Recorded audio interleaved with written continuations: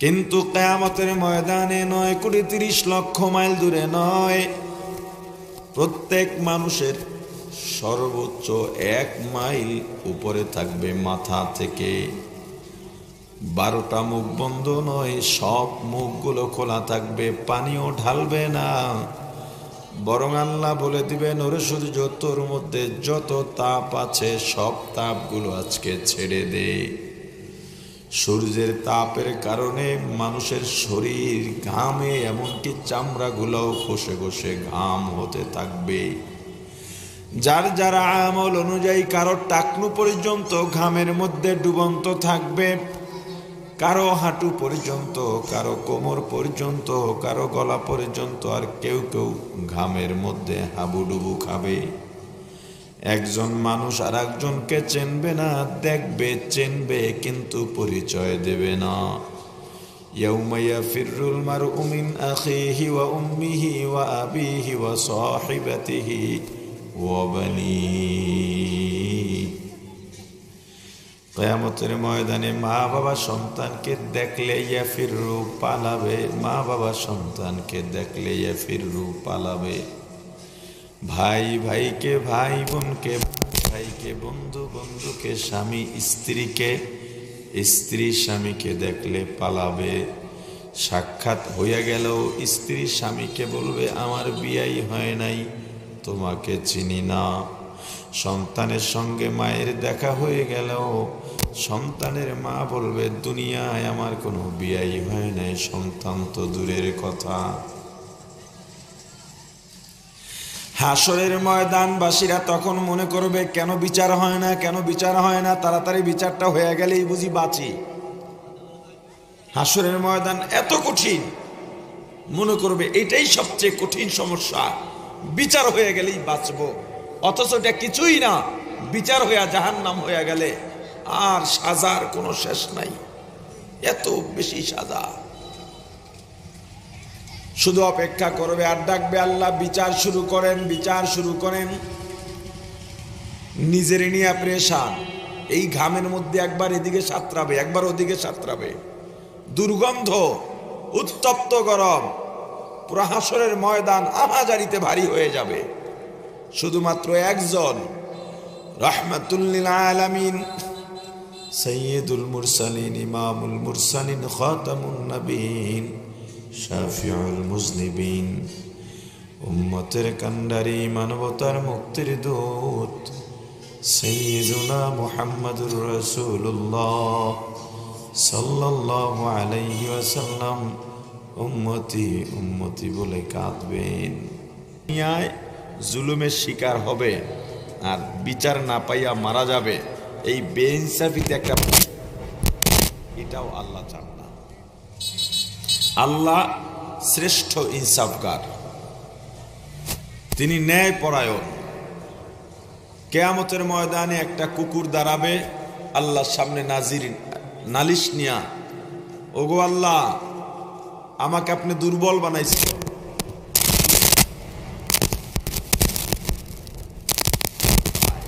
কোনো কারণ লাগে, দোষ লাগে না, শক্তিশালীটায় 2 মাইল ধাওয়া করে হইলে একটা কামড় দেয়। এই খাসলত কার? কার? মানুষের মধ্যে এমন খাসলত আছে না নাই? ক্ষমতা একটু পাইলেই দখলবাজি শুরু করে, চাঁদাবাজি শুরু করে। এই খাসলত কার? এই জন্যই আল্লাহ বলছেন, লাকাদ যারানা লি জাহান্নামা কাসীরা। আল্লাহ বেশিরভাগের জন্য জাহান্নাম বানাইছেন। এই যেটি জাহান্নামে যাবে হেডি কি? মাঝে তো অনেকগুলো সবব ইল্লত বলেছেন, শেষে গিয়ে পরিচয় দিচ্ছেন, উলাইকা কাল আনআম, ওরা চতুষ্পদ জানোয়ারের মতো। শুধু জানোয়ারের মতো না, জানোয়ার তো আল্লাহর বিধান মানে, তো বালহুম আদল, ওগুলা জানোয়ার থেকেও খারাপ। এটা এখন দেখা যাবে না। এখন তো এমন দখলবাজ আপনার সামনে এলে আপনি ফুলের মালা দেন, প্রিয় অভিভাবক। কি অভিভাবক? প্রিয় অভিভাবক, আপনি ফুলের মালা দিয়ে দেন। কিয়ামতের ময়দানে দেখবেন কেউ কুত্তা, কেউ শুয়ার, কেউ হিংস্র জঙ্গলি জানোয়ার, আর যেই নিরীহ মানুষগুলো ছিল, রিক্সা চালাইতো, ভ্যান চালাইতো, অটো চালাইতো, খেতে খামারে বদিল্লা দিত, এগুলো বাদশার মতো হইয়া ফিরিস্তারা জান্নাতে যাওয়ার জন্য লাল গালিচা বিছায়া দিছে, আর তাদেরকে আহ্বান জানাইতেছে, সালামুন আলাইকুম তিবতুম ফাদখুলুহা খালিদিন। দুনিয়াটা একেবারেই ক্ষণস্থায়ী। কিয়ামতের ময়দানে দুর্বল কুকুরটা বলবেন, আল্লাহ আমারে আপনি দুর্বল বানাইছিলেন, আমি কোনো দোষ করি নাই। এই কুকুরটা শক্তিশালী ছিল, আমি অনেক চেষ্টা করছি মাপ পাওয়ার জন্য, পারি নাই। যতক্ষণে কামড় না দিতে পারছে অতক্ষণ আমারে ধাওয়া করছে। আল্লাহ জিজ্ঞেস করবেন, কয়টা কামড় দিছিল? বলব দুইটা। রক্ত বেরিয়েছে? একটাই বেরিয়েছে। দাঁত ঢুকছে গায়ে? একটাই ঢুকছে। আল্লাহ বলবেন, তুই শক্তিশালী হ। শক্তিশালী হয়ে গেছে। দুনিয়ার শক্তিশালীর বলবেন, তুই দুর্বল হয়ে যা। ও দুর্বল হয়ে যাবে। এরপর আল্লাহ বলবেন, তোরে যেই কয়েক কদম ধাওয়া দিছে ওই কয়েক কদম ধাওয়া দিবি, একদম চাওয়া চাওয়া, কম বেশি হতে পারবে না। দুনিয়ায় যেই কয়টা কামড় দিছে ওই কয়টা কামড় দিবি, যেই কয়টা দাঁত ঢুকাইছে ওই কয়টা ওই পরিমাণ দাঁত ঢুকাবি, ওরও রক্ত বের করবি। ও যেন ব্যথায় কাঁদে, ব্যথায় কাতর হয়ে যায়, দৌড় দেবে, ধাওয়া করবে, কামড় দেবে। প্রতিশোধ শেষ, ইনসাফ প্রতিষ্ঠা হয়ে গেছে। এবার আল্লাহ বলবেন, মাটি হয়ে যাও। কুকুর বিড়াল তো মাটি হয়ে যাবে, আপনার আমার কি অবস্থা হবে? খুনি দাঁড়াইছে, মাকতুল যাকে খুন করা হয়েছে তারা এসে দাঁড়াইছে, আল্লাহ আমাকে খুন করছিল, আমার কোনো অপরাধ ছিল না, আমার ছেলে মেয়েকে এতিম করেছে, আমার বিবিকে বিধবা করেছে, আমার সব কিছু তছনছ করে দিয়েছে, আমি বিচার চাই। আল্লাহ কি বলবেন তখন? তুই ওরে খুন করে এলা? না, মানুষের হিসাবটা পাল্টে যাবে। তখন আল্লাহ কাতেলকে বলবেন, যে খুনি, তোর সওয়াব দে, এক খুন পরিমাণ এত সওয়াব, এখন সীমা নাই এই সওয়াবের, ওই খুনি এত সওয়াব করেও নাই। বলবে, আল্লাহ আমার তো এত সওয়াব নাই। যদি থাকে তো আছে, থাকতেই পারে, দে সওয়াব দে, দিয়া দিছে। দ্বিতীয় খুনি দাঁড়াইছে, সওয়াব দে, দিয়া দিছে। আর এক খুনি দাঁড়াইছে, কয় এখন ভান্ডারে সওয়াব নাই, কয়তে এবার মাকতুলের গুনাহ তোর আমলনামায় নিয়ে নে। এরপর শূন্য হয়ে যাবে নেকের কোঠা, যাও এবার জাহান্নামে চলে যাও। এইটা হলো পরকালের মানুষের বদলার সিস্টেম। ওখানে দুনিয়ায় এই যে দেখেন, আপনি একজনের কাছে টাকা পাবেন। আমাদের সমাজে বহু মানুষ আছে, হাত পা ধরে আপনার কাছে টাকা চাইলো, দিলেন না, পরে রাতে তার বউরে পাঠাইছে আপনার বাসায়, আপনার বউকে একটু বুঝাবার জন্যে। তার বউ আপনার বউকে বুঝাইল, ভাবি টাকা ঘুরাবে না, আমার ছেলের বাপ খুব ভালো, আল্লাহ তো আপনাদেরকে দিছেন, একটু বিপদটা কাটাইয়া। তখন আপনার বিবি আপনার কাছে যখন বলছে, কানের কাছে যে থাকে মানুষ তার কথা শোনে। এই একটা সূত্র মনে রাখেন। এজন্য বড় বড় জজ ব্যারিস্টার দেখবেন, এদের দারোয়ান পিয়ন, এদেরকে মানুষ হাত করে। এই পিয়নের বিল্ডিং হয়েছে 11 তলা, কেমন হয়েছে? এর হাত করতে গেছে মানুষে, কারণ এ তো এর কানের কাছে থাকে, যে কানের কাছে থাকে তার কথা মানুষ শোনে। এজন্যে মা আর নিজের বউয়ের মধ্যে তর্ক হলে সবসময় ছেলেরা বউয়ের পক্ষ নেয়, কারণ এটা কানের কাছে থাকে। বিপক্ষ নিতে বলি না, ন্যায়ের পক্ষ নেবেন, কিন্তু মাকে কখনো কষ্ট দেবেন না। যদি দেখেন মায়ের অন্যায় হতেই পারে, শাশুড়ি তো, ও শাশুড়িরা আপনার বউরে ভালো জানবে না, এটা ধরে নেন। আমার সেদিন প্রশাসনের অনেক লোক গেছিল আমার মাহফিলে, ধর্মমন্ত্রী গেছিল এই সূত্রে। তো আমার সবাই জিজ্ঞেস করলো যে হুজুর, আপনারা হুজুররা মিলতে পারেন না কেন? আমি বললাম মেলার আশা করেন কেন? আপনি আশা করেন কেন? এই কালকে আমারে জিজ্ঞেস করতেছে একজনে মেসেজে, হুজুর এই এত এত বক্তা অমুক অমুকে ভুল বক্তব্য দেয়, এগুলো ফিরানো যায় না, কোনো পদ্ধতি নেওয়া যায় না? আমি বলছি আশা করেন কেন? অমুকে সঠিক বক্তব্য দেবে এইটা আশা কেন করতেছেন?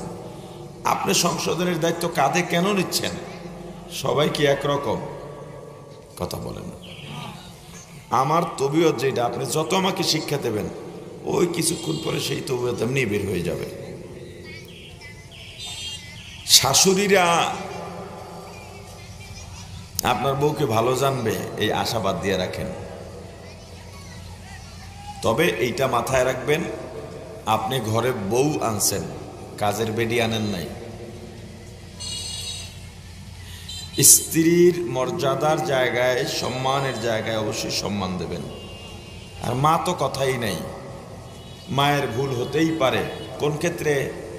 পুত্রবধূর সাথে আর নিজের মেয়ের সাথে ইনসাফের ক্ষেত্রে হতে পারে না, এটি হবেই, বেশিরভাগই হয়। যেমন মনে করেন আপনার বিবি অসুস্থ হয়েছে, তখন আপনার মা বলে আমরা কি ঘরের বউ হয়ে আসি নাই? হ্যাঁ, আরো যা যা সবই বুঝতেছেন যা বলে। কিন্তু আপনার বোন যদি অসুস্থ হয়, তখন আপনার মা বলবে তোর বউ অসুস্থ হলে দিয়ে ওষুধের আড়া আনো। আড়া বোঝেন? আটি। ওষুধের বস্তায় না বাড়ি রাখস, আর আমার মেয়েটা 3 দিন ধরে বিছনায় তুটতে পারে না, অথচ হ্যাঁ কিন্তু দৌড়ায় ঘরের ভিতরে। এই কামটা অনেক মায়েরা করেন, রাগ করবেন না। মা যারা শুনতেছেন, এটা বাস্তবতা বললাম। আপনার মা যদি কোনো কারণে অন্যায়ও করেন, অন্যায় না মানে ভুলও যদি হয়, মাকে ধমকানো যাবে না, চুপ থাকবেন যে মা আপনি ভুল করতেছেন, এটা ঠিক না, এটা বুঝাইতে যাবেন না। তখন তিনি আরো কষ্ট পাবেন। মুস্কি হাসেন, না তাকে সান্ত্বনা দেন, ঠিক আছে আমি দেখতেছি। কিন্তু বউ যদি অন্যায় করে, শাসন করতে হবে। আর 2 নাম্বার কঠিন একটা কাজ আপনাকে দিচ্ছি, বউয়ের মুখে কখনো আপনার মা বাবা ভাই বোনের বদনাম থাকতে পারবে না। তাতে তাদের যত দোষ হোক, তুমি আর এক বাড়ির বেডি আমার ঘরে আইছো, আমার বাপের বদনাম আমার কাছে বলো, এত বড় সাহস? এটা হতেই পারবে না। শুধু এটা নিয়ন্ত্রণ করেন, অনেক কিছু সলভ হয়ে যাবে। যাই হোক, তো আপনার বিবির কাছে গিয়া তার বিবি বলল, আপনার বিবি আপনার কাছে বলছে, আপনি 10,000 টাকা কর্জে হাসানা দিয়ে দিলেন। টাকাটা 1 সপ্তাহের মধ্যে দেবে।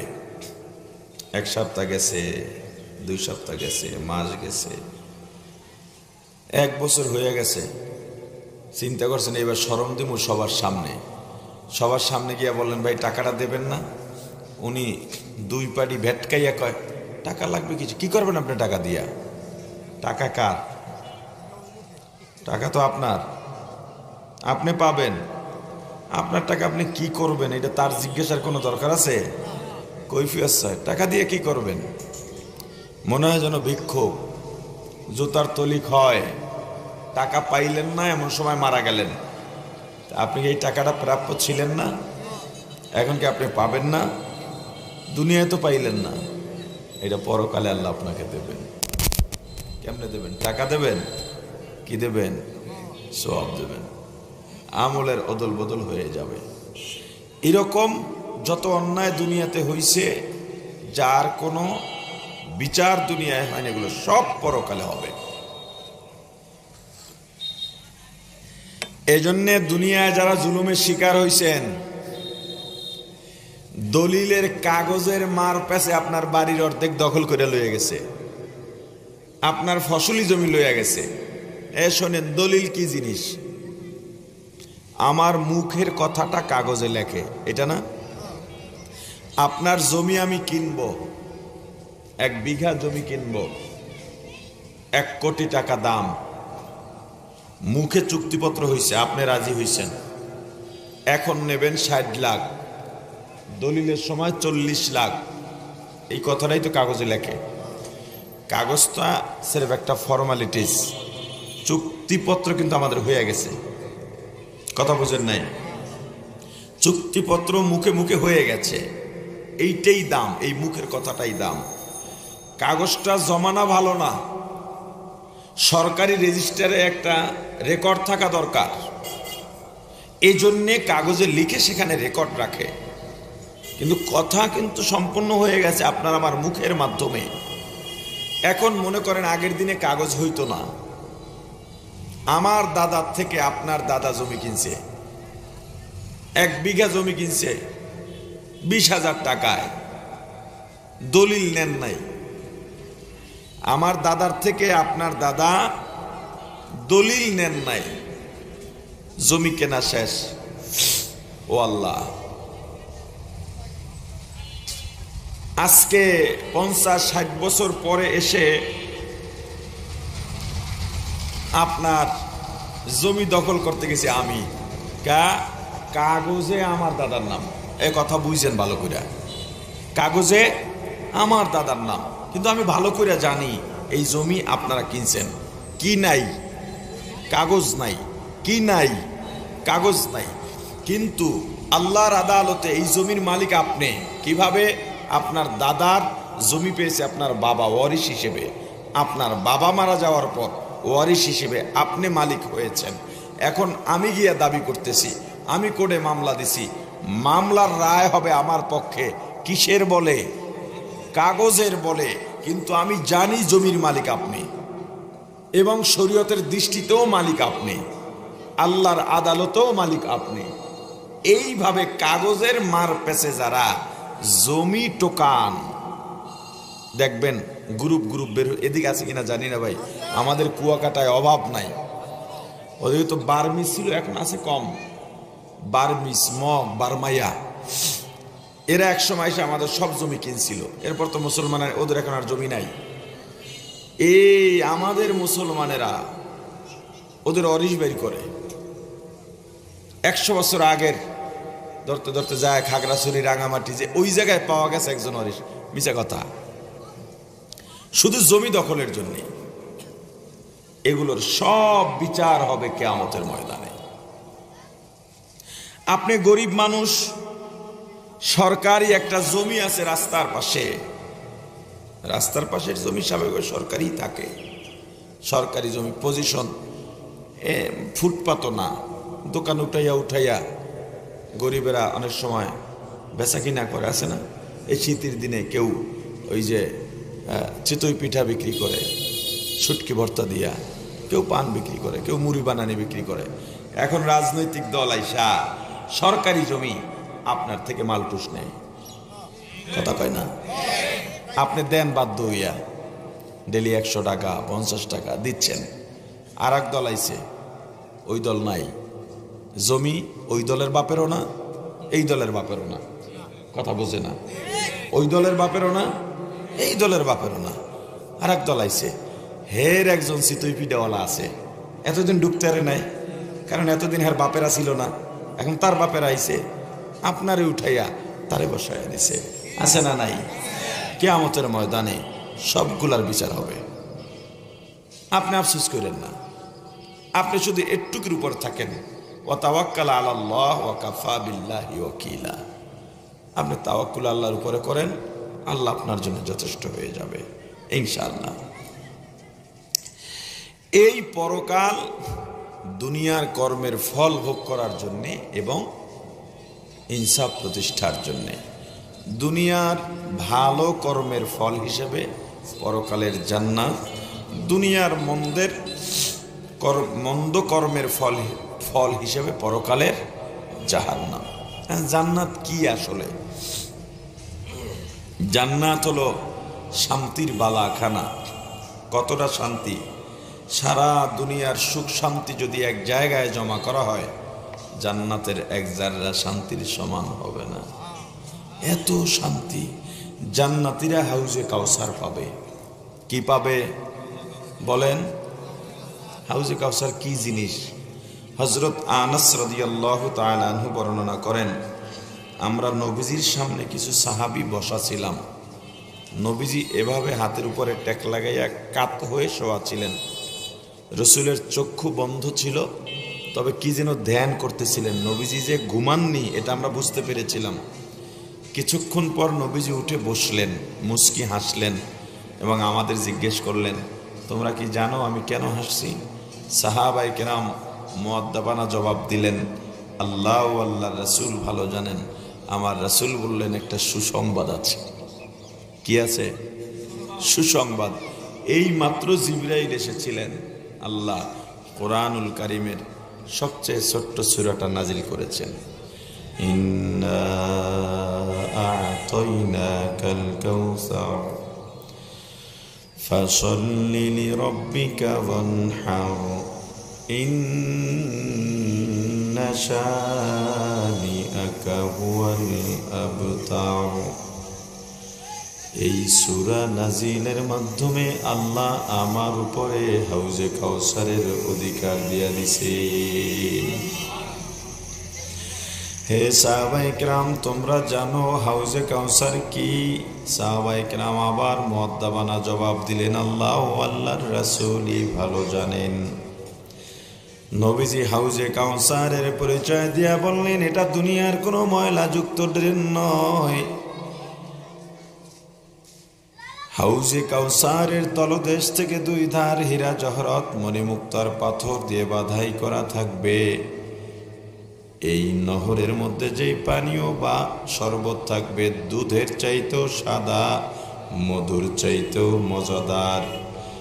একটা ময়লা ধুলা বালিকণাও থাকবে না।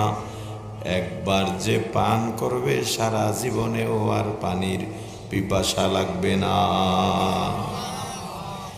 এই হাউজে কাউসারের প্রয়োজনীয়তা আসলে কোথায়? হযরত ইসরাফিল আলাইহিস সালাম যখন ফাইনাল ফুৎকার দিয়া দিবেন, শেষ ফুৎকার, দুনিয়ার সব মানুষগুলো হাসরের ময়দানের দিকে ছুটবে। যার যারা আমল অনুযায়ী গত কয়েকদিন আগে একটা রাষ্ট্র স্বাধীন হয়েছে, নাম জানেন? সিরিয়া, শাম। আল্লাহ রাসূল অনেকবার ইশারায় এই শামকে দেখাইছেন যে এই জায়গায় হাসরের ময়দান কায়েম হবে। সব মানুষ আমল অনুযায়ী কেউ কেউ মুহূর্তের মধ্যে সাওয়ারিতে করে হাসরের ময়দানে পৌঁছে যাবে। কেউ হেঁটে হেঁটে যাবে, কেউ হামাগুড়ি দিয়ে যাবে। আর কারো কারো অবস্থা এমন হবে, পা উপরে, এই চেহারা মুখমণ্ডল মাটির সাথে ঘষে ঘষে ঘষে ঘষে হাসরের ময়দানে যাবে। হাসরের ময়দান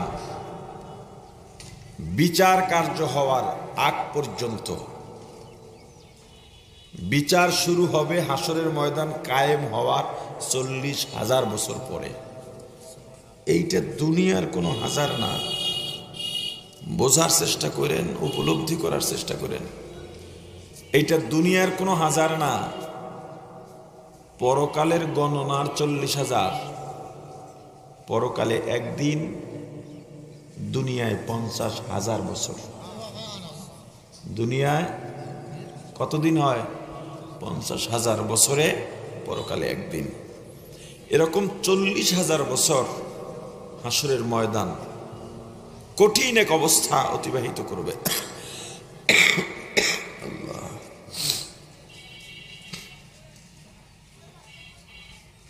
বিজ্ঞানীরা বলে সূর্যটা আজকে জমিন থেকে 9,30,00,000 মাইল দূরে।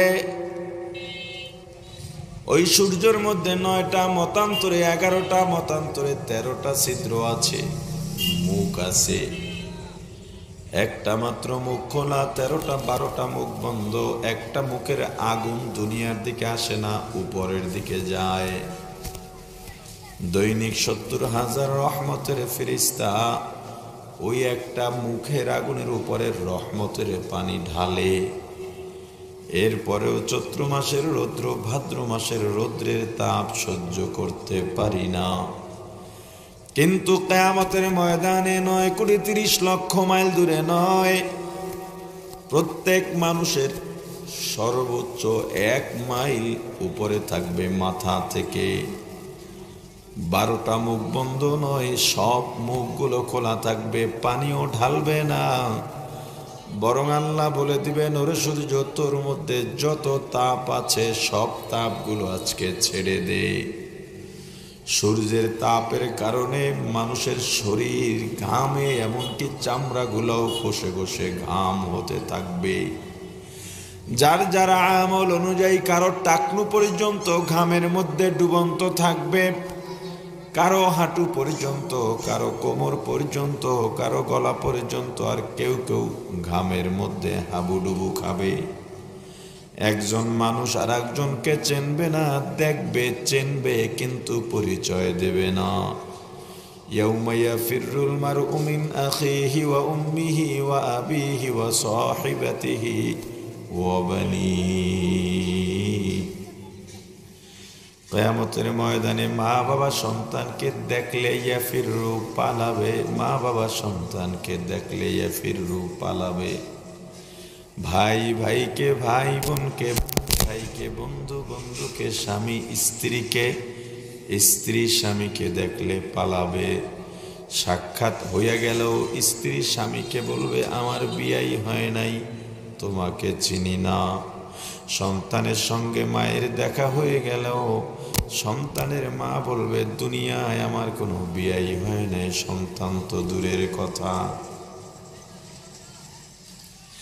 হাসরের ময়দানবাসীরা তখন মনে করবে কেন বিচার হয় না, কেন বিচার হয় না, তাড়াতাড়ি বিচারটা হয়ে গেলেই বুঝি বাঁচি। হাসরের ময়দান এত কঠিন, মনে করবে এটাই সবচেয়ে কঠিন সমস্যা, বিচার হয়ে গেলেই বাঁচবো। অথচ এটা কিছুই না, বিচার হইয়া জাহান্নাম হয়ে গেলে আর সাজার কোনো শেষ নাই, এত বেশি সাজা। শুধু অপেক্ষা করবে আর ডাকবে আল্লাহ বিচার শুরু করেন, বিচার শুরু করেন।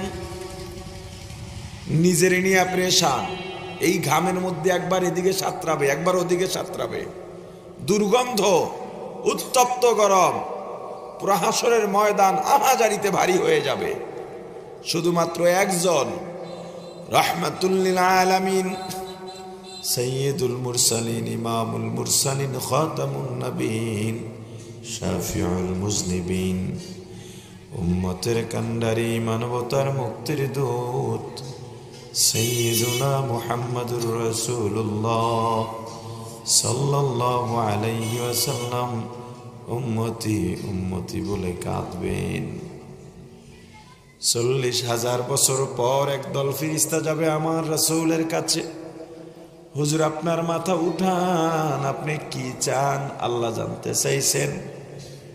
আমার রাসূল বলবেন আল্লাহ আপনি আমাকে ওয়াদা দিয়েছিলেন আমার সুপারিশ আপনি আজকে গ্রহণ করবেন। আল্লাহ বলবেন হাবিব আমার আপনি সুপারিশ করেন, গ্রহণ করা হবে। আমার রাসূল বলবেন আল্লাহ আমার উম্মতেরা বড় কষ্ট পাচ্ছে, বিচার কার্য শুরু করলে ভালো হয়। আল্লাহ বলবেন আপনার সুপারিশ নেওয়া হলো, এখনই বিচার কার্য শুরু হবে। দুই দল ফেরেশতা চলে আসবে হাসরের ময়দানে, আলাদা মোটিভ নিয়া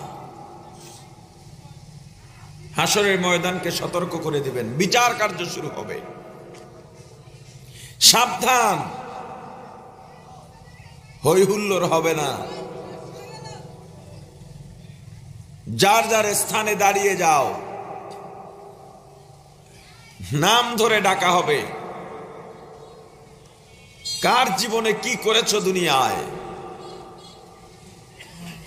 সম্পদ কিভাবে আয় করেছো, কোথায় ব্যয় করেছো, কোন পথে আয় করেছো, কোন পথে ব্যয় করেছো, যৌবন কোথায় খরচ করেছো, বুদ্ধি শিক্ষা কোথায় ব্যয় করেছো, সব হিসাব হবে। ভয় সব থরথর করে কাঁপবে, জান্নাত জাহান্নাম নিজেদের কথা ভুলে যাবে। যেই জাহান্নাম এক সময় শুধু আল্লাহকে বলবে আল্লাহ আমার খাবার চাই, আমার খাবার চাই, সব স্তব্ধ হয়ে যাবে, নীরব বিনপতন নীরবতা। আল্লাহর কুরসি সাজানো হবে, বিচার কার্য হবে।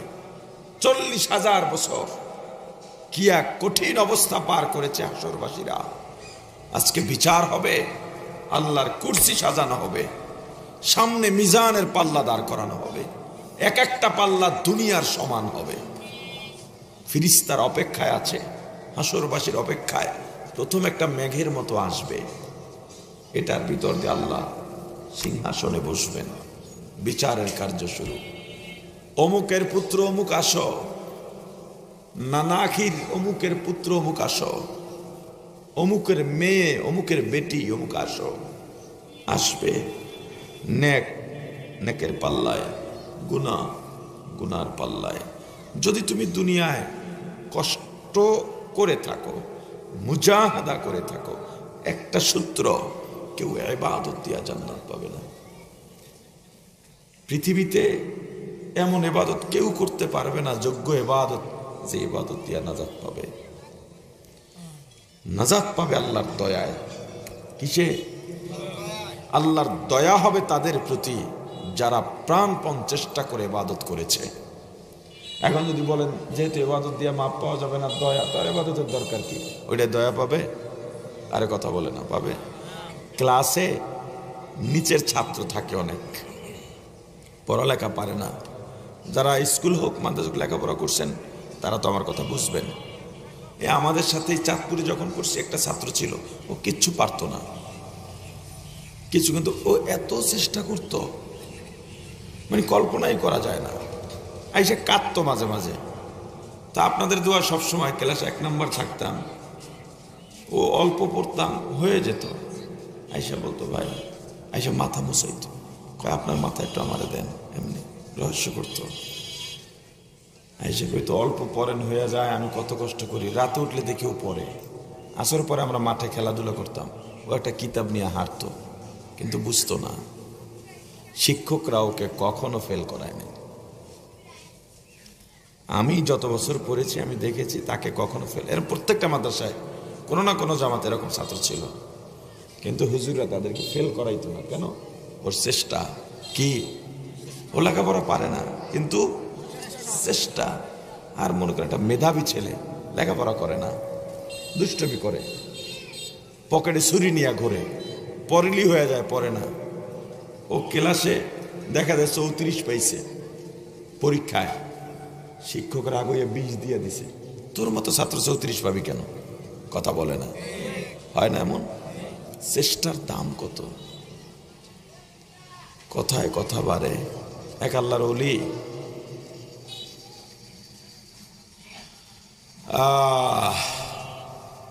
নামাজ পড়ে বের হয়েছেন। একজন সাধারণ মানুষ শুধু আফসোস করতে আছে, আমার কি হবে আল্লাহ, আমার কি হবে, কাঁদতেছে, বুকটা ফেটে যাচ্ছে। আল্লাহর ওলি বললেন, বাবা তোমার কি হয়েছে? হুজুর আজকে তাকবীরুল্লাহ পাই নাই, বহু বছর পর আজকে আমার তাকবীরুল্লাহ গেছে। তাকবীরুল্লাহ কোনটারে কয় বোঝেন? ইমাম সাহেব কেরাত শুরু